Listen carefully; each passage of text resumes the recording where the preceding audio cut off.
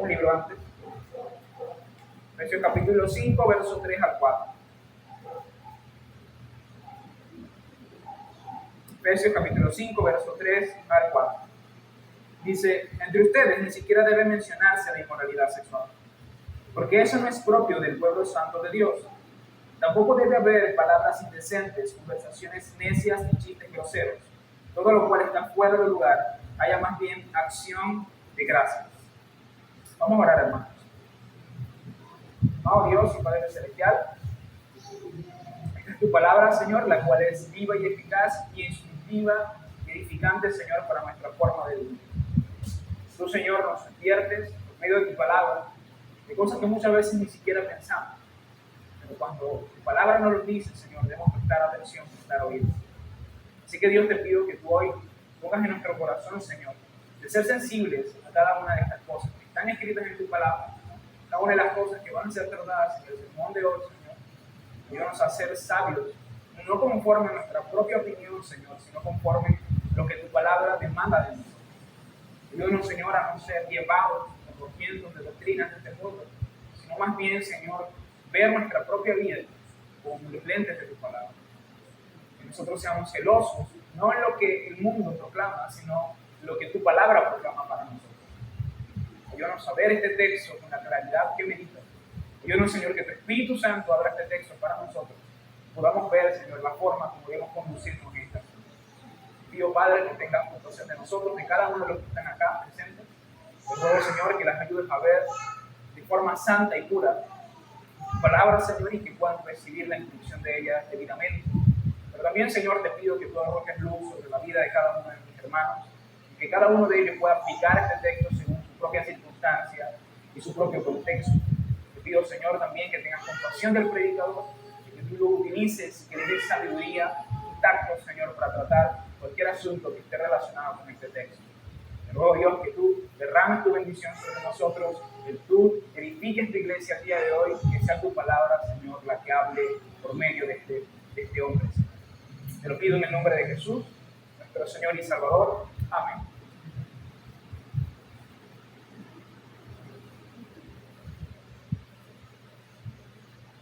La pureza que conviene a los santos.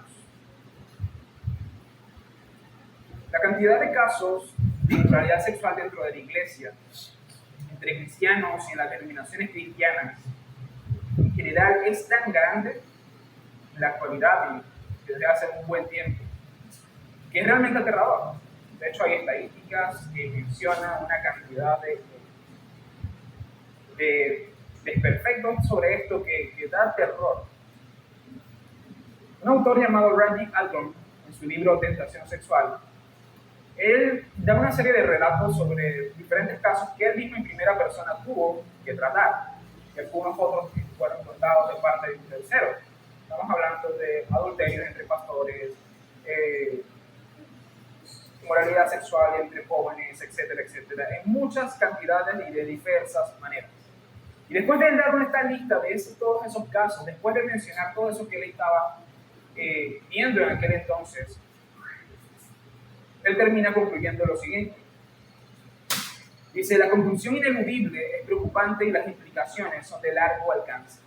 Existe entre los cristianos, incluyendo los cristianos en el ministerio, una epidemia moral de proporciones enormes y aterradoras.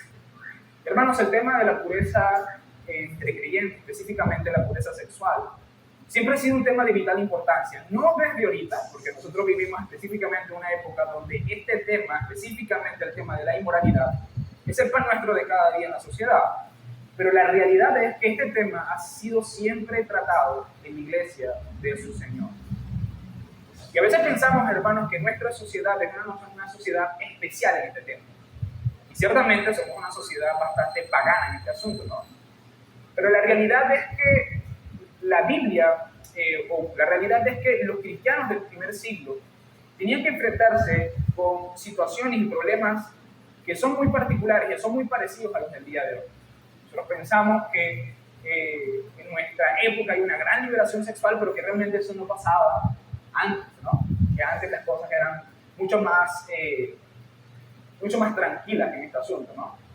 Pero la realidad es, hermanos, que en este particular, la iglesia iglesia del primer siglo se enfrentó en básicamente los mismos problemas que nosotros nos enfrentamos el día de hoy. De hecho, en casos particulares, habían iglesias que tenían que vivir en un contexto tan contaminado y tan liberal en este asunto que era muy difícil vivir. De hecho, una de las iglesias en cuanto a esto era la iglesia de Corinto y la iglesia de los Efesios. La iglesia de los Efesios tenía la sede de la diosa Diana de los Efesios. Si usted no sabe quién es Diana de los Efesios, bueno, Diana de los Efesios es una versión romana de Afrodita de los griegos, es decir, era la diosa de la fertilidad. La forma como esta diosa era adorada era a través de fiestas abiertamente inmorales, donde sus sacerdotisas ofrecían servicios bastante inmorales. Y esto era la sociedad a la cual se tenían que enfrentar los efesios. Esta era la sociedad a la cual tenían que enfrentarse muchos cristianos, particularmente los cristianos que vivían en un contexto gentil. Por eso es que el apóstol Pablo escribe en Efesios capítulo 5, versículos 3 y 4, ni siquiera se nombre entre ustedes. Ahora, ¿por qué es esto necesario, hermanos? Porque la realidad es que nosotros, cuando vivimos en un contexto que tiene estas cualidades, que tiene estas características, muy posiblemente nos relajamos y empezamos a ver esto como normal. Por eso el apóstol Pablo, específicamente en la carta de los Efesios, dice una cosa que a veces incluso puede parecer hasta exagerada: ni siquiera se nombre entre ustedes. Es decir, no tenga ni la más mínima contemplación con cualquier clase de inmoralidad sexual. La impureza no es propia del pueblo de Dios. Ahora, nosotros entendemos que los cristianos vivían en este contexto, igual como nosotros vivimos en un contexto inmoral en este sentido, ¿no? Pero la realidad, hermanos, es que los cristianos no solamente vivieron en este contexto, sino que ellos respondieron precisamente como el apóstol Pablo demanda que se respondan. Cristianos fueron conocidos por personas completamente castas, puras, y que vivían de una forma santa delante de los hombres y delante de Dios. La gran pregunta no es si nosotros vivimos un contexto particularmente parecido a la de los Efesios, sino si nosotros vamos a responder como la Escritura demanda que debemos responder. ¿Cómo nosotros podemos ser verdaderamente sal y luz en un contexto donde la inmoralidad está desplegada por todos lados? Es viviendo con la pureza que la Biblia demanda. No con la pureza que nosotros queremos vivir, sino con la pureza que la Biblia demanda. En este sentido, hermanos, este texto, Pablo nos llama a vivir una pureza total. Una pureza que abarca tanto los pensamientos, los actos, como las palabras. Y esa es básicamente la escritura del sermón de hoy. La Biblia nos demanda a nosotros tener una pureza en pensamientos, actos y palabras. Veamos pues lo que tiene que decir sobre ello. Primero que quiero que veamos, hermanos, es la pureza de los pensamientos. El texto en mención dice que ni siquiera debe nombrarse entre nosotros la inmoralidad sexual, como tampoco es algo que es propio del pueblo de Dios. Vamos a leer nuevamente el versículo 3 para ponerlo más en claro. Dice el versículo 3, entre ustedes ni siquiera debe mencionarse la inmoralidad sexual, ni ninguna clase de impureza o de avaricia, porque eso no es propio del pueblo santo de Dios. ¿Okay? Este texto, cuando dice que no debe ni siquiera mencionarse, da una prohibición que no solamente habla de que pues, no debemos hablar de eso, o que no debe mencionarse la palabra fornicación o algo por el estilo, sino más bien que la forma como el apóstol Pablo lo expresa es que no debe haber ni siquiera el más mínimo rastro de inmoralidad sexual entre los creyentes. No debe haber ni el más mínimo rastro de inmoralidad sexual entre los creyentes. Y esto el apóstol Pablo nos hace entender, pues que realmente el principio que él está sosteniendo al principio de este texto es que entre nosotros no debe existir ni lo más mínimo rastro en pensamiento, en actos, en palabras. Realmente el texto es bastante abarcativo y nos permite aplicar a muchos principios que la Escritura habla. Pero más concretamente, hermanos, se ve en la manera como el apóstol Pablo llama la inmoralidad sexual en este caso. Y es que él utiliza la palabra avaricia para describirla. Dice que no debe existir entre nosotros esta avaricia. Ahora, ¿qué es la avaricia?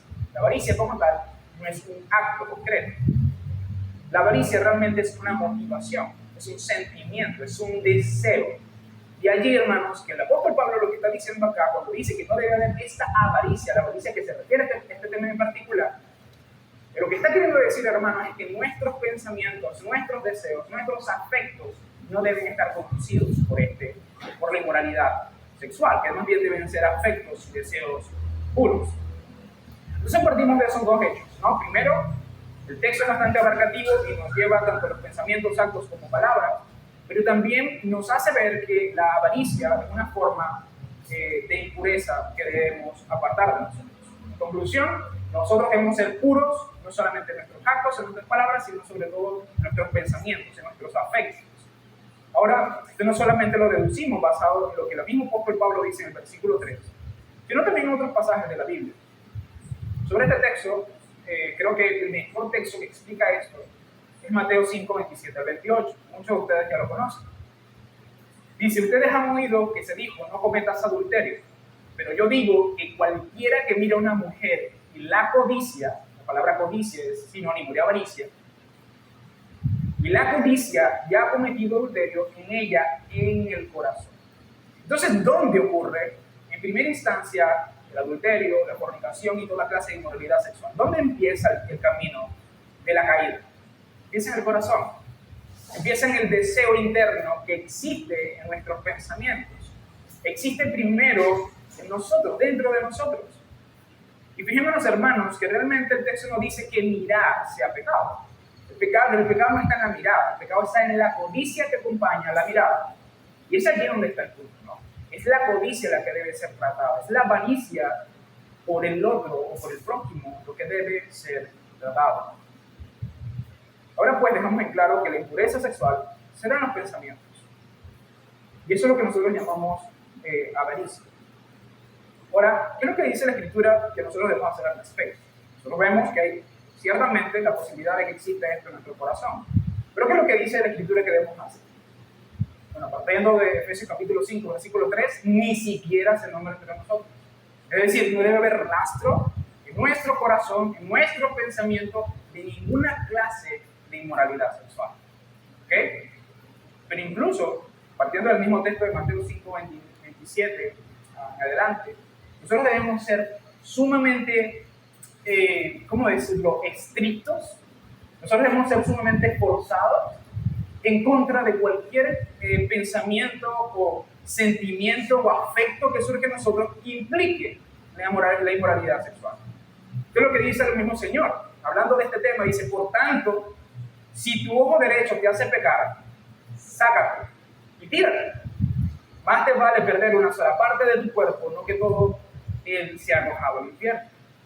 Si tu mano derecha te hace pecar, córtatela y arrójala. Más te vale pecar una sola parte del cuerpo, más te vale perder, una sola parte del cuerpo, y no que todo él vaya al infierno. Ahora, lo que el Señor Jesús está hablando aquí sobre el ojo, sobre la mano, se está refiriendo precisamente al tema que acabo de tratar en el versículo 27 y 28. Está hablando del adulterio, está hablando de la fornicación, que surge en el corazón. No está hablando de cualquiera, está hablando de la que surge en el corazón. ¿Y qué es lo que dice el Señor que debemos hacer con ese ojo codicioso? Sacarlo. Y dice, ¿por qué? ¿Pero por qué debería yo sacar el ojo codicioso? Dice, porque es mejor que te quedes sin ojo, que todo tu cuerpo sea echado al infierno.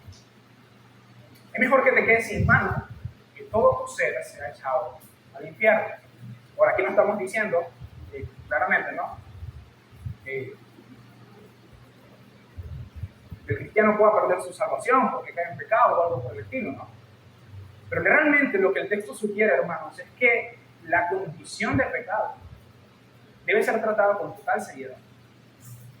De hecho, si nosotros ilustramos la manera como esto se da, el Señor transmite la idea de que si tú eres contemplativo con el pecado, si tú eres contemplativo con la impureza sexual, lo que está en riesgo realmente es todo tu alma.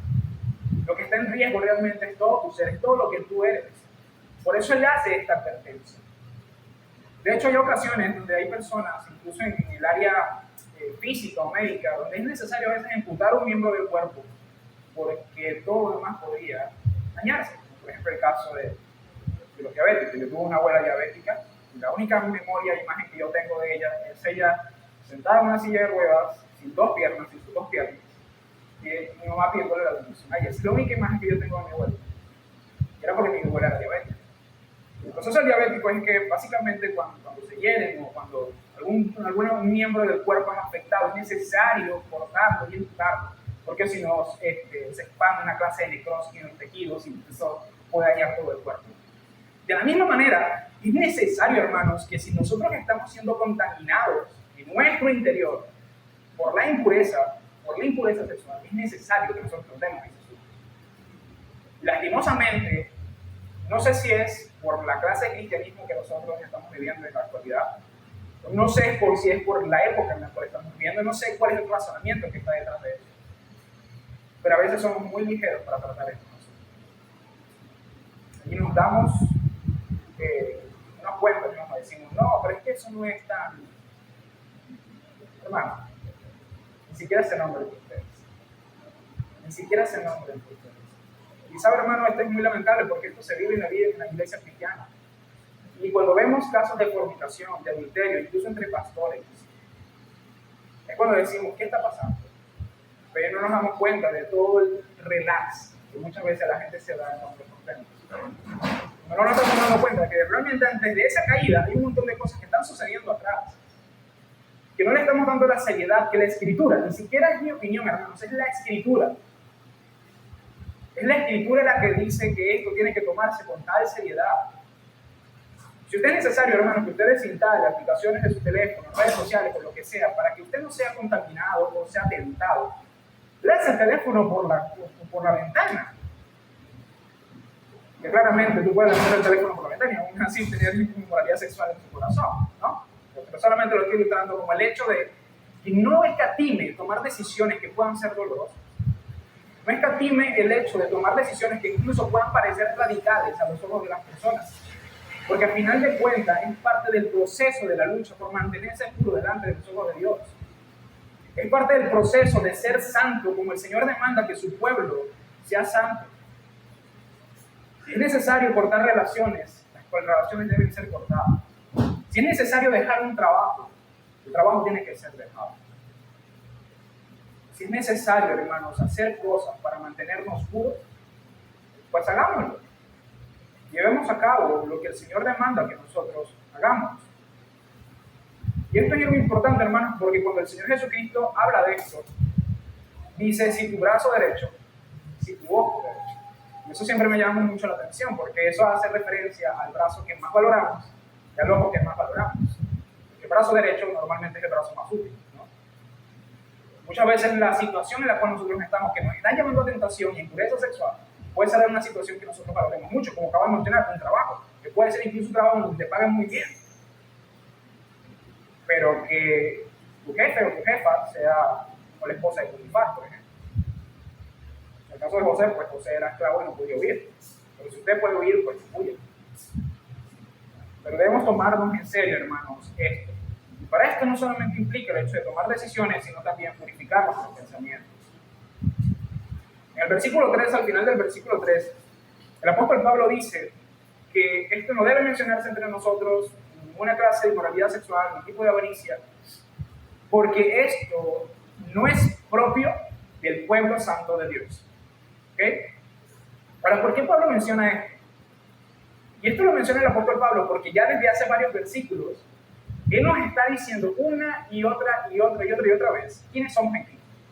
Dice, ustedes antes eran gentiles, estaban apartados del pueblo de Dios, más ahora el Señor ha derribado la muralla de separación y ahora ustedes son el pueblo santo de Dios. Ahora, ¿qué es lo que nos está diciendo acá?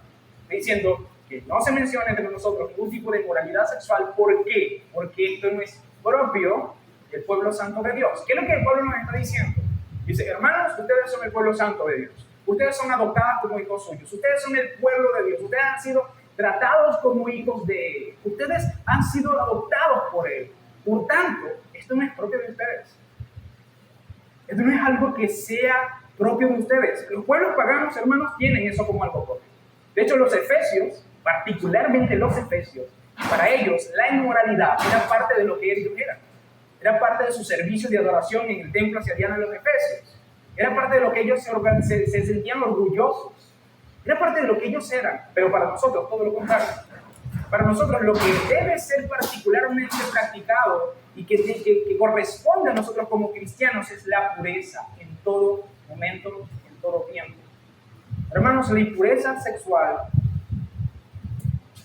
es tan impropio para el cristiano como lo sería comer cerdo judío, como lo sería para un japonés, no sé, utilizar zapatos en la casa, como sería para un japonés comer con tenedor y con cuchillo y todo esto, ¿no? Y no usar palillos. Es algo impropio para ellos, incluso creo que ni siquiera saben cómo utilizar. No es algo que corresponda a su identidad como nación, como persona. Para nosotros, la inmoralidad sexual es impropia a nosotros. No corresponde a lo que nosotros somos como el pueblo santo de Dios. Nosotros somos de Dios, le pertenecemos a Él. Somos santos porque Él nos ha hecho santos. Por lo tanto, tenemos que entender, hermanos, que esto no es propio de nosotros. Entonces tenemos este primer punto, ¿no? El primer punto, hermanos, es que nosotros debemos tener purezas en nuestros pensamientos. Debemos huir de toda inmoralidad sexual desde la raíz misma. Ahora este versículo 3 no solamente nos invita a tener pensamientos completamente puros, sino también actos completamente puros. Por consecuencia, si no debe haber impureza en cuanto a nuestra forma de pensar, tampoco lo debe haber en nuestra forma de proceder. Esto es lo que quiere decir tanto, ni siquiera ese nombre, como también que no es propio del pueblo santo de Dios. Y esto, hermano, tiene que ver con un montón de cosas. Porque yo, en el primer punto, estoy tratando el hecho de que pues, tenemos que guardar nuestros pensamientos, nuestros ojos, nuestros afectos, lo que sucede dentro de nosotros. Pero también he visto, hermanos, que a veces la forma como nosotros procedemos muestra el hecho de que nos exponemos o que llevamos a cabo una forma muy poco prudente en cuanto a este tema, ¿no? Sobre este asunto, el apóstol Pablo, en 1 Tesalonicenses, capítulo 4, 3 al 8, el texto que leímos en el leccionario, dice varios asuntos, ¿no? Dice así: la voluntad de Dios es que sean santificados, que se aparten de la inmoralidad sexual, que cada uno aprenda a controlar su propio cuerpo de manera santa y honrosa, sin dejarse llevar por los malos deseos que hacen como hacen los paganos, que no conocen a Dios, y que nadie perjudique a su hermano ni se aprovecha de él en este asunto. El Señor castiga todo esto, como ya hemos dicho y advertido. Dios no nos llamó a la impureza, sino a la santidad. Por tanto, el que rechaza estas instrucciones no rechaza a un hombre, sino a Dios, quien da a ustedes su Espíritu Santo. También el texto claramente dice muchas cosas sobre la pureza. Pero hay una cosa que yo quiero que usted preste atención, que tiene que ver precisamente con nuestros actos. Es cuando el apóstol Pablo dice: nadie perjudique a su hermano en esto y se aproveche de él. Y esto es algo que particularmente a mí siempre me ha llamado la atención. ¿Por qué? ¿Por qué el apóstol Pablo está tratando sobre este asunto? ¿Por qué el apóstol Pablo dice que aquí Pablo está hablando de la forma como nosotros nos relacionamos con otros hermanos? La forma como nosotros tratamos con otros hermanos, y no solamente con otros hermanos, sino también con otras personas. De hecho, a veces en el mundo nos acostumbramos a tratar, y lo digo particularmente por la experiencia, ¿no?, del hombre hacia la mujer, tratar de una forma inadecuada a otras mujeres. Y a veces cuando llegamos al cristianismo, como que no tenemos completamente limpio eso. Tenemos que aprender a tratar con otras personas de forma santa, honrosa y cuidadosa. ¿Ok? Y en este sentido, creo que el apóstol Pablo es certero cuando dice esto. En cuanto a tus hermanos, no los perjudiques ni te aproveches de él en estos asuntos. ¿Ok? De hecho, el apóstol Pablo, creo que es en 2 de Timoteo, él habla de los falsos profetas. Dice que los falsos profetas iban de casa en casa aprovechándose de las viudas en este asunto. Y es muy terrible eso, ¿no? Porque lo que estamos viendo allí es un depredador que literalmente está aprovechando la debilidad de alguien para poder sacarle provecho. Pero en ocasiones, hermanos, esto no sucede en términos tan conscientes, ¿no? Sino que a veces somos imprudentes en el trato con nosotros y terminan pasando cosas terribles. Sobre este asunto, el apóstol Pablo también instruyó a Timoteo. Le dice lo siguiente, 1 Timoteo capítulo 5, versículo 2, dice: las ancianas trátalas como a madres, a las jóvenes como hermanas, y fíjense lo que dice al final, con toda pureza. El apóstol Pablo le está hablando aquí a un hombre que era el pastor principal de la iglesia de Éfeso, que era la iglesia a la cual estamos contemplando el texto, ¿no? ¿Y qué es lo que le dice el apóstol Pablo a Timoteo? Timoteo, a las ancianas, a las mujeres mayores, trátalas como si fueran tus propias madres. ¿Cómo trata usted a su esposa, a su madre? Que la trata con toda pureza, con todo respeto, con cierta reverencia. Ahora, ¿cómo debe tratar a las hermanas en la congregación? Dice, como tu hermana. Y aquí se está haciendo referencia precisamente a la hermana de sangre. ¿Ok? Pero que si no queda suficientemente claro de que debe haber esa fraternidad de hermana, dice, con toda pureza. ¿Qué es lo que está queriendo decir el apóstol Pablo aquí a Timoteo? Timoteo, a las mujeres de la congregación, trátalas de la forma más pura posible. ¿Ok? Este debe ser el proceder de Timoteo entre las hermanas de la congregación. Ahora, ¿cuál es el principio? El principio, obviamente, para los hombres es exactamente el mismo, pero para las mujeres es exactamente el mismo también. A los hermanos más adultos, trátenlos como si fueran sus padres. Y los hermanos entre ustedes también trátenlos como sus hermanos con toda pureza. ¿Ok? El trato entre los creyentes debe ser con toda pureza. Y lastimosamente hablando, hermanos, a veces no nos damos cuenta de eso. Y tratar a las personas con pureza a veces significa establecer los límites correctos que establece según la relación que se tenga. Hace una semana exactamente, un hermano me escribió. Me dijo, hermano, quiero consultar un caso contigo. Y él me dice, bueno, es un caso de otra congregación, pero quiero saber tu opinión. Yo no sé qué congregación es, no los conozco, no sé quiénes son. Así que esta historia, entiendo que es real, pero no sé quiénes son. Dice, bueno, en una iglesia hermana hay un caso de disciplina con un diácono. Resulta que el diácono trabajaba en la parte de la diaconía con una hermana. Ellos se escribían y se mandaban mensajitos. Resulta, para hacerle el cuento muy corto, que estos dos hermanos se terminaron enamorando. Pero ¿cuál es el problema de esto? Bueno, el diácono era casado.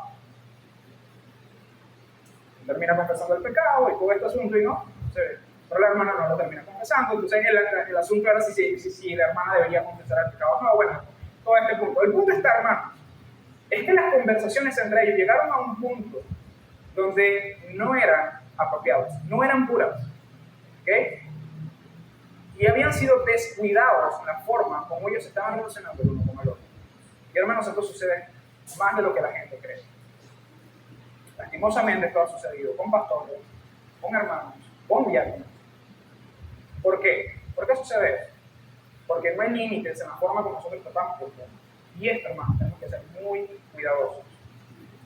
Yo esto lo he dicho muchas veces. Yo no aconsejo a hermanas solas. Voy con mi esposa, voy con el diácono, o voy y la aconsejo en un lugar público. Pero ¿por qué hacemos esto? Y porque esto es casi que una ley en todos los libros de teología pastoral. Y esto lo dicen todos los libros de teología pastoral, hermano. Todos los libros de teología pastoral lo dicen. ¿Por qué? Porque ha habido una gran cantidad de caídas entre pastores, hombres y mujeres, de todo tipo, precisamente por no saber establecer límites sobre las relaciones entre los hermanos. Hermanos, usted tiene que vivir de una forma santa y tratar a las demás de una forma santa, de una forma pura. Entendiendo, hermanos, de que todos nosotros somos débiles, somos pecadores. Con esto no le estoy diciendo que usted no pueda tener relaciones de amistad con los hermanos, un hombre con una mujer o ese tipo de cosas. Pero sí debemos ser cuidadosos. Sí debemos ser cuidadosos. Debemos cuidar nuestro corazón, debemos cuidar cómo tratamos con los demás. Los hombres tenemos que tener cuidado de qué cosas podemos estar haciendo en la vida de una hermana, especialmente cuando son hermanas que tal vez son un poco más susceptibles al trato. Por ejemplo, a veces hay hermanas que se sienten frustradas porque tienen mucho tiempo solteras. Entonces, un hombre que trate muy cercanamente con ella puede ser y puede llevarla a enamorarse o pensar cosas inadecuadas. Entre las hermanas, muchas veces, la forma como se visten, y no estoy queriendo decir con esto, aquí las hermanas se visten indecorosamente, pero lo estoy diciendo para que lo sepan. La forma como las mujeres se visten a veces comunica y incita ciertas cosas. Por eso la Escritura muchas veces nos habla, hermanos, de que nosotros debemos, por ejemplo, las mujeres deben vestirse con toda modestia y pudor. ¿Okay? Todo esto forma parte de ser puros en los tratos, de cuidar realmente nuestra cristiandad, nuestra vida los unos a los otros. Ahora bien, hermanos, no solamente debemos ser puros en nuestros tratos con los demás, sino también en nuestros actos en general, ¿no? El creyente debe tener una conducta pura en todo momento, donde deben haber hábitos puros, donde debe ocurrir toda forma de proceder de manera decente y adecuada. Y esto en particular también tiene que ver, hermanos, con cuidarnos de exponernos a la tentación o incluirnos o inmiscuirnos en situaciones que puedan ser peligrosas para nosotros. ¿Qué quiere decir con esto, hermano? Vamos a decir, queda claro con un ejemplo, que creo que es el ejemplo de adulterio y de inmoralidad sexual más catastrófico de toda la Biblia, que es el caso de David con Betsabé, ¿no? Si usted recuerda la historia de David, no la historia de David con Betsabé, sino la historia de David, se dará cuenta que hay dos casos particulares que ya nos hacen entender por qué David cae. Por ejemplo, el hecho de que David aceptara tener muchas esposas. Esto es algo que la gente no sabe, porque no le presta atención. Pero David tenía en su harén aproximadamente unas 50 esposas. ¿Ok? Él, muchas veces le dieron mujeres como recompensa por las guerras. Él las aceptaba. Una de las cosas que el Señor prohibía para los reyes, incluso para los hombres en general, era tener muchas esposas. Solamente era aceptado tener una segunda esposa si era por caso de que el hermano muriera y todo esto. Pero de resto, lo que establecía el Antiguo Testamento era la monogamia y mucho más para los reyes. Porque era una costumbre entre los reyes paganos tener muchas esposas y tener muchos caballos y tener un gran castillo para así demostrar su poder. Una de las cosas en las cuales David desobedeció al Señor fue en esto, en tener un harén grande. ¿Ok? Pero no solamente eso, sino que cuando nosotros vemos la historia específicamente de la caída con Betsabé, la Escritura comienza diciendo que en tiempo de guerra David estaba paseando por el balcón de su castillo. Es decir, mientras que su ejército estaba en la guerra, luchando y peleando por gobernar y por adueñarse del territorio que le pertenece a Israel, lo que estaba haciendo David era estando muy relajado, paseando por el balcón y viendo a ver qué conseguía por ahí. Y resulta y acontece que cuando él está haciendo su mirada, ve a una mujer llamada Betsabé que se está bañando, no sabe si se está bañando, no entiendo cómo es que la llegó a ver. Por el punto no fue que él la vio y volteó, sino que la vio, la deseó, la codició, no solamente eso, sino que le dijo a uno de sus siervos, ve y llama a esa mujer y trae. Y bueno, ya conocemos toda la historia, ¿no? Y eso tuvo una gran repercusión en el reino de Israel, esto hizo que se dividiera, murieron un montón de gente, o sea, la catástrofe de este pecado fue terrible. Ahora, ¿qué es lo que sucede con respecto a David y esta caída tan catastrófica? Hermanos, que la caída no empezó cuando él mandó a llamar a Betsabé. Eso empezó cuando él se volvió relajado, pensando que podía tener todas las mujeres que quisiera y tener una harén grandísima. La caída estuvo, hermanos, cuando él se volvió ocioso, cuando tenía que estar ocupado en sus labores como rey guerrero, él estaba muy relajado ahí, tranquilo. Eso es lo que dice. Y hermanos, muchas veces no entendemos eso. No entendemos el hecho de que la caída no se da sencillamente porque, de repente apareció una mujer, o de repente apareció un hombre. No, hermanos, la caída se da de muchas maneras y en muchas circunstancias. Por eso la Biblia nos llama a observar y a cuidarnos en todo esto. Nosotros debemos ser entendidos en estos asuntos. Nosotros debemos ser entendidos en estos asuntos. Entender, hermanos, de que debemos cuidar nuestro corazón, de que nosotros debemos cuidar nuestra espiritualidad, que nosotros debemos cuidar nuestra vida, que nosotros debemos cuidar nuestro matrimonio. 1 Corintios capítulo 7 dice lo siguiente: no se nieguen el uno al otro, a no ser que sea para dedicarse a la oración y por mutuo acuerdo. Pero después dice, pero no por mucho tiempo, no sea que Satanás lo tiempo. ¿Por qué dice eso? ¿Por qué dice eso? Dice el apóstol Pablo, inspirado por el Espíritu Santo, con toda la razón del mundo, hermanos, descuidar el deber matrimonial puede llevar a ser tentados y pecar. Claro, eso nunca se justifica. Claro está. No vamos a justificar la inmoralidad. Pero la Biblia es clara sobre este asunto.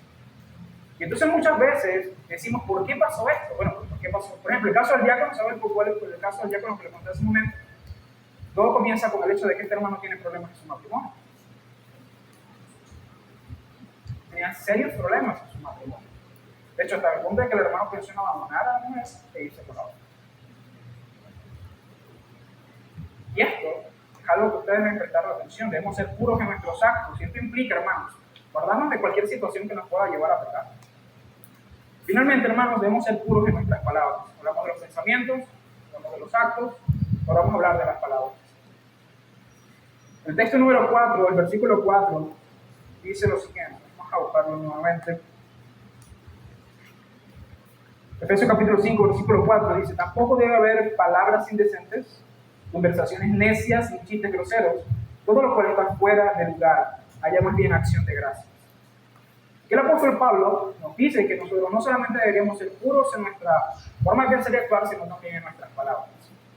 Primero que menciona son las palabras indecentes. Literalmente aquí habla de palabras impuras, es decir, palabras que tienen contenido moral.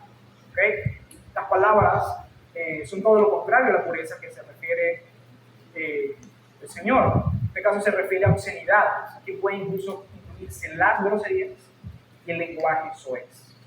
Esto es interesante. De hecho, eso lo aprendí por el pastor Néstor, una vez en una conversación que tuve con él. Es interesante, hermanos, porque quien no domina su lengua no puede dominar su cuerpo. Y quien no domina su cuerpo es presto a caer en el pecado, específicamente en este pecado. Entonces, cuidar nuestra lengua es una forma de cuidar también nuestra pureza. Dice conversaciones necias. Aquí se utiliza un término que es usado para hablar de los necios, de los faltos de sabiduría. Es decir, no tener conversaciones vanas, conversaciones que no convienen, conversaciones que no edifican, pasando asuntos tontos o a veces hasta estúpidos. Finalmente, hermanos, algo muy común en nuestra sociedad, chistes groseros.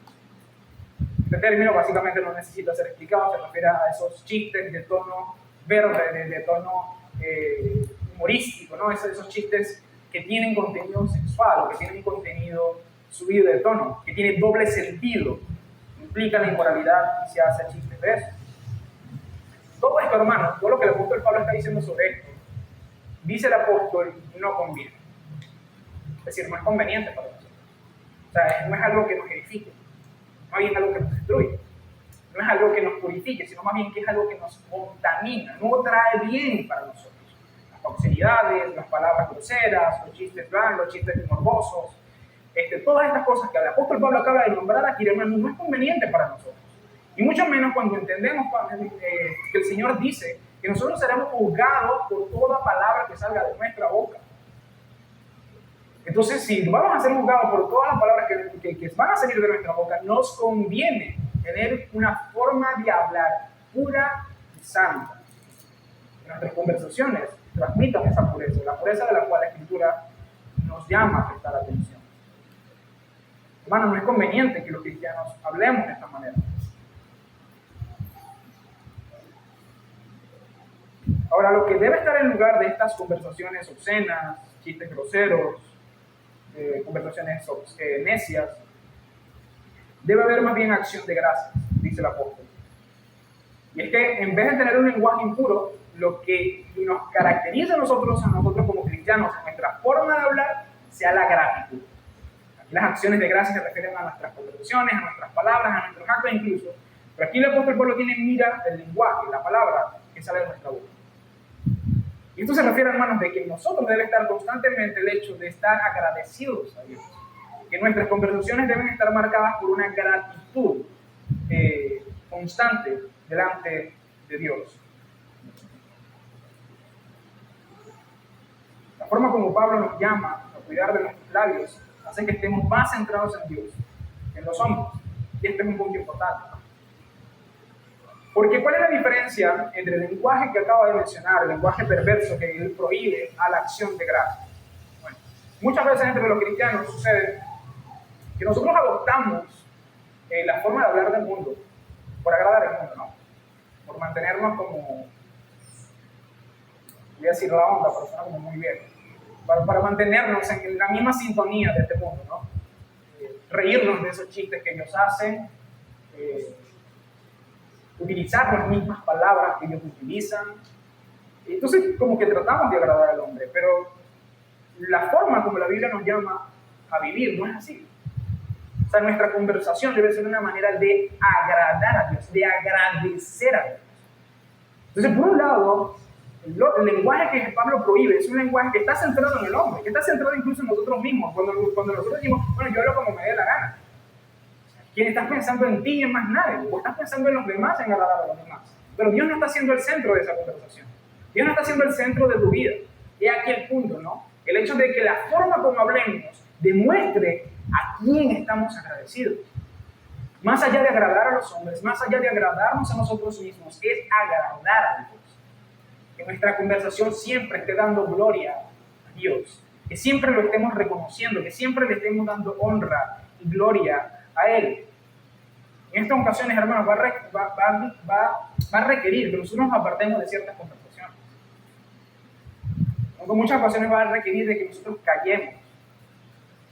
En ocasiones va a requerir que cuando se haga un chiste, y a pesar de que tal vez en nuestra mente perversa nos dé risa, nosotros cerremos la boca y pongamos una cara seria ante lo que se está diciendo. Algo que me pasó a mí cuando yo era nuevo creyente era que me daba cuenta que la gente se incomodaba cuando estaba conmigo. Porque yo no decía grosería, de ningún tipo. Y a veces cuando la gente decía groserías me pedía perdón, pídele perdón al Señor. Pero ese tipo de reacción que generamos en la gente, hermanos, es buena. Porque la gente está entendiendo de que nuestra forma de hablar es diferente. ¿Por qué es diferente? Porque estamos agradecidos con Dios. No vamos a pagarle a Dios por toda su gracia, por toda su misericordia, con palabras indecentes que sabemos que Él no le agrada, que allí está presente el Espíritu Santo y que Él nos está escuchando. Y en esa conversación no solamente están presentes 3 hombres, 4 hombres o quienes sean, allí está los hombres que estén, allí está el Espíritu Santo, porque donde estemos nosotros, ahí está el Espíritu de Dios. Nuestra gratitud debe marcar nuestros labios, nuestra forma de hablar. Pues hermanos, si usted todavía tiene problemas con su lengua, arrepiéntase y muestre una forma de hablar que agrade a Dios, que agradezca a Dios. Así que hermanos, concluimos. ¿Cómo debemos ser puros? Debemos ser puros en nuestros pensamientos, debemos ser puros en nuestros actos, debemos ser puros en nuestro lenguaje, en nuestras palabras. Ese es el tipo de pureza al cual el Señor nos llama. De este modo, hermanos, es como la Biblia nos llama a la pureza. Y esto no simplemente como una obligación impuesta, sino como dice el apóstol Pablo, esto no es propio del pueblo de Dios. ¿Y cómo llegaste a ser pueblo de Dios? ¿Cómo tú y yo tenemos esa identidad? ¿Cómo es que podemos ser llamados pueblo santo de Dios? El apóstol Pablo lo dijo en el capítulo 2, y es basado en eso que él habla de lo que está hablando, ¿no? Cristo, Jesús, pagó por nosotros. Él nos rescató de nuestra propia vanidad para hacernos su pueblo. Y es porque somos su pueblo que lo que nosotros hacemos, vivimos y hablamos debe agradarle a Él. Nosotros somos un pueblo santo, por lo tanto, vivamos como un pueblo santo. Nosotros somos un pueblo puro, por lo tanto, seamos un pueblo puro. Porque hermanos, recordemos algo, el Señor Jesucristo pagó un alto precio para redimir para sí un pueblo celoso de buenas obras. Pero no solamente eso, sino una novia que se presentará delante de Él sin mancha y sin arruga. Eso implica que debemos ser puros. Así que hermanos, vivamos en la pureza que conviene a los santos. Oremos. Amado Padre Celestial, yo te doy gracias por tu palabra, Señor, porque nos hace recordar que realmente tenemos que prestar atención a muchos aspectos de nuestra vida. Te pido, Dios, encarecidamente, Señor, que tú nos hagas puros, como tú me mandas en tu palabra, que seamos puros, Señor. Que nos apartemos, Señor, de cualquier cosa que nos ponga en riesgo en cuanto a nuestra pureza. Que podamos apagar el televisor, que podamos bloquear el teléfono, que podamos alejarnos de conversaciones, de situaciones, o de lo que sea, Señor, que nos lleve a la impureza.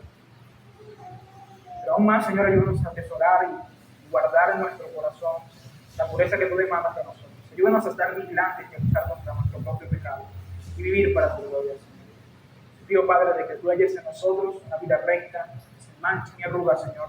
Una vida recta, tanto en la forma de pensar, como en la forma de actuar, como en la forma de hablar, Señor. Que todo nuestro comportarnos sea santo y sin mancha delante de ti, Dios. Pido, Señor, que tú quites de nosotros esa naturaleza pecaminosa que quiere ser autocomplaciente, que quiere complacerse a sí misma constantemente, sino que más bien nos ayude a imitar el ejemplo de Cristo, quien por amor a Dios y por amor a nosotros se sacrificó en la cruz. Ayúdanos, Señor, de esa manera. Ayúdanos a negarnos a nosotros mismos para ser puros y sin mancha delante de ti, para agradarte, Señor, y agradecerte por todo lo que tú has hecho por nosotros. Te lo pido en el nombre de Cristo Jesús, nuestro Señor y Redentor. Amén.